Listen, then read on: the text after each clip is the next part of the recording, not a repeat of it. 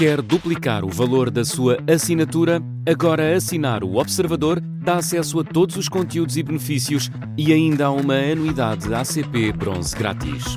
Terá vantagens que vão desde plano de saúde gratuito a descontos em combustível.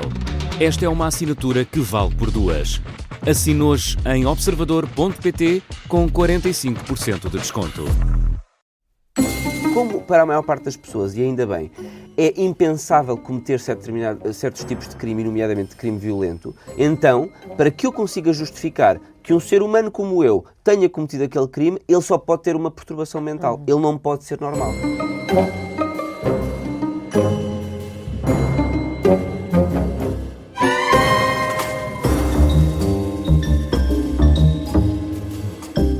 Onde é que se traça a linha entre doença mental e violência? Porque há esta ideia de que as pessoas com doença mental, e particularmente doença mental grave, são potencialmente mais violentas e são perigosas. É assim?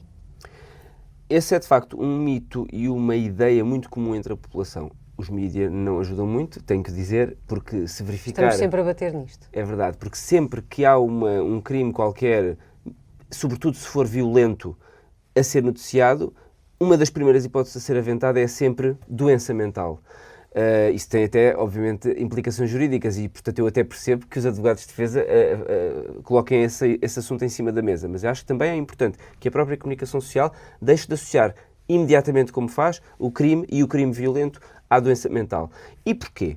Porque, efetivamente, nós quando estamos perante doença mental, e vamos falar sobretudo da doença mental psicótica, porque é aí em que eventualmente podemos encontrar uma relação com o crime e com o crime violento, há alguns casos de doença mental desse tipo desenvolvem sintomas psicóticos que podem motivar comportamentos violentos. Por exemplo, as pessoas têm um delírio de perseguição, sentem-se perseguidas por um conjunto de pessoas ou por uma instituição e, no intuito de se defenderem, podem cometer um ato violento com aquela pessoa ou com aquela instituição.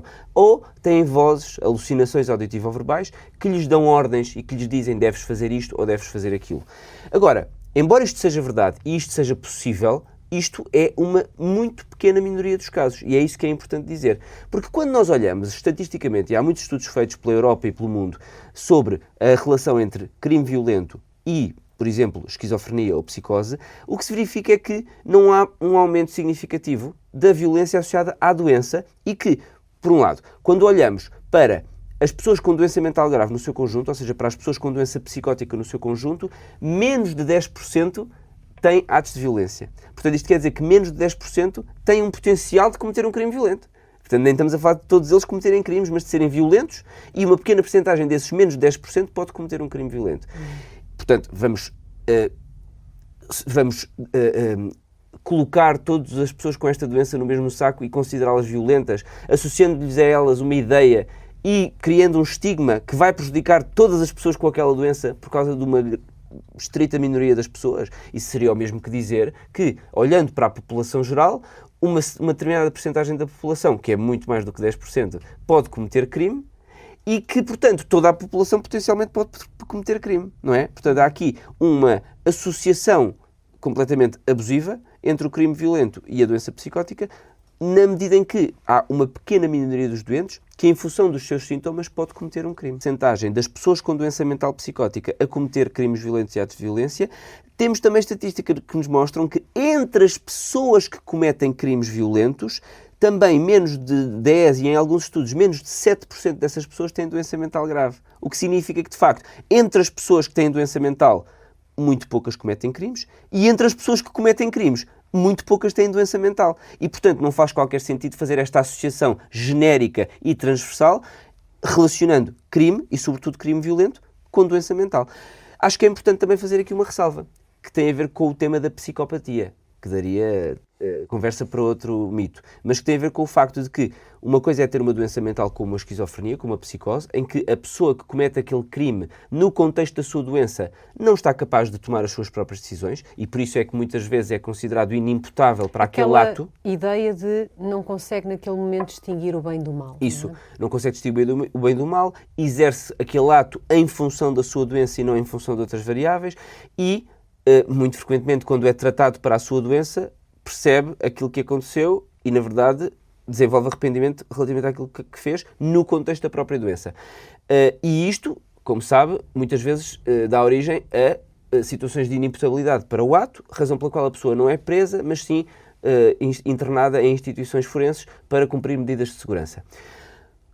Coisa totalmente diferente é uma pessoa que não tem, de facto, as características da sua personalidade que lhe permitam ter a empatia, colocar-se no lugar do outro, sofrer com o sofrimento alheio, e aí estamos a falar de pessoas com psicopatia. A psicopatia, embora seja classificada como uma perturbação da personalidade, do ponto de vista jurídico, é uma área de grande dúvida e uma área de limite, porque não se pode considerar que uma pessoa, por ter traços de psicopatia, ou seja, a ausência de empatia, incapacidade de pôr no lugar do outro, de sofrer com o que o outro sofre, não é por isso que está incapaz de perceber o que está a fazer e de perceber as consequências dos seus atos. E por isso aí não há lugar à inimputabilidade, mas não estamos a falar aqui da doença mental stricto sensu.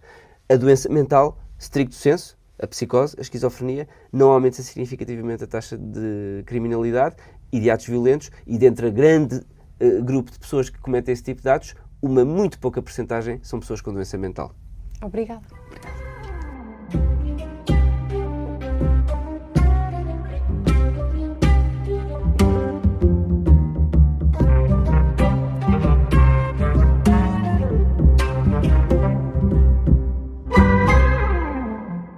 O Mental é uma parceria do Observador com o Hospital da Luz e com a Johnson & Johnson Innovative Medicine. Conta ainda com o apoio científico do Colégio de Psiquiatria da Ordem dos Médicos e da Ordem dos Psicólogos.